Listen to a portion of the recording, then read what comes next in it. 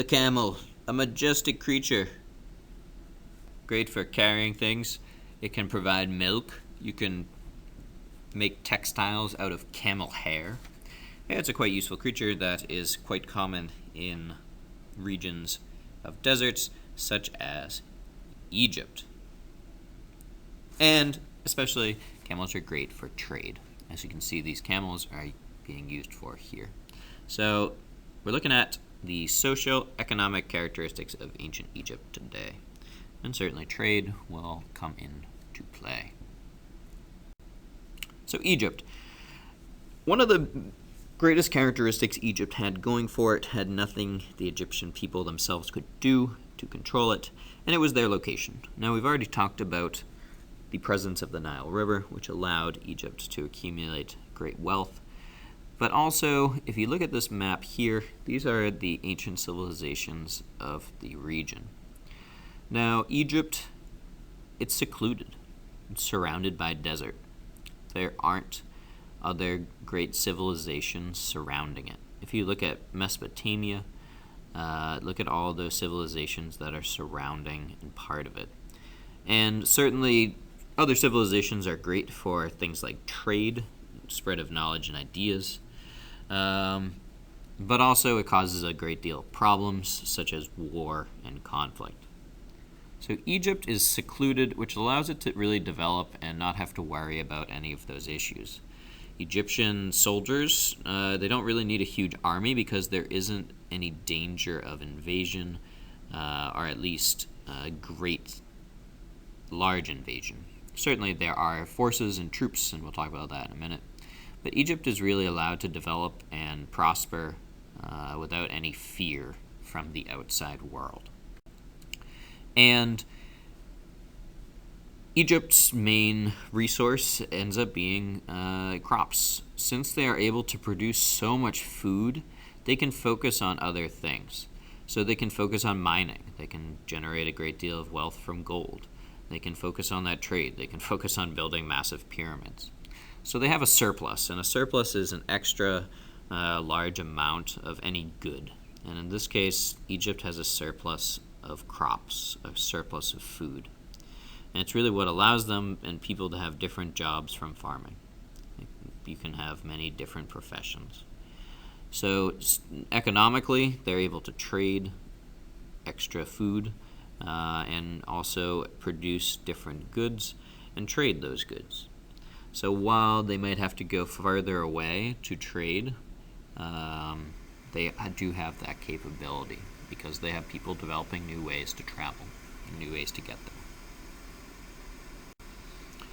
And the pharaohs who are taking over and controlling Egypt at this time, they are in control of a great deal of wealth. They have a great amount of peace and can rule for a very long time. In places where there's a lot of conflict, then rulers are replaced fairly frequently. Not just through, you might be killed in the conflict, but also if you're losing a great deal, then your people would want to replace you. The pharaohs didn't have that problem. They were able to rule for a long time, and it resulted in dynasties. And dynasties are long periods where one family is going to be ruling Egypt. So if you look at this chart here, these are the reigning times for, there's 31 dynasties, and dynasties are these family groups.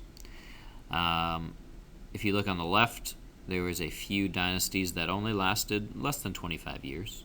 But if you look on the far right, there was a dynasty that lasted almost 275 years. So that's almost, that's 275 years of just one family ruling. So sons and grandsons of the original ruler.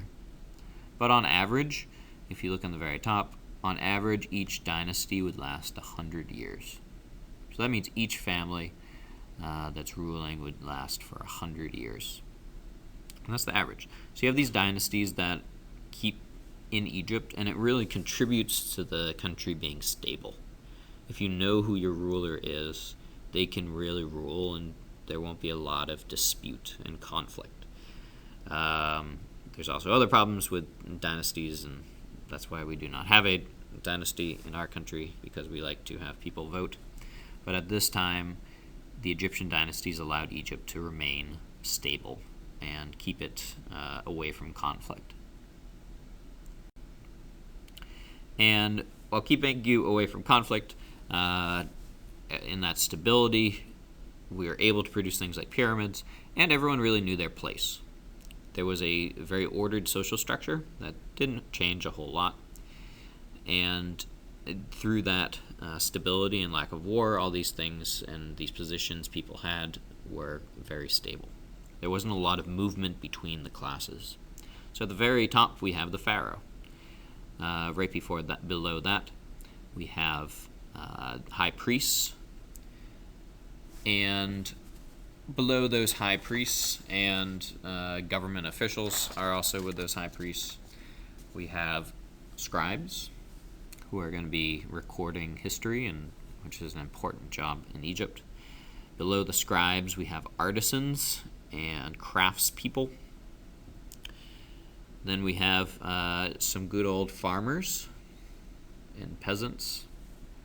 And at the very bottom are slaves. So these were roles that people were born into, and generally there was not a whole lot of movement between those classes on this pyramid. So since they're generating a great deal of wealth, Egypt is able to move out beyond its borders. So we have these just to help you in case you forgot to write them down. When Egypt, since it is so stable and has all these goods it can trade and has people knowing exactly what their role in the world is, they are able to spread out to other lands. And the Egyptians do conquer a large amount of territory, or at least force people in those territories to trade with them. And it results into really a system of tribute. And tribute is when you have a conquered people, they have to give you money in exchange for protection, trade, and really just that. So people are forced to pay the pharaoh this tribute, this amount of money or goods, so that they can exist in harmony with Egypt.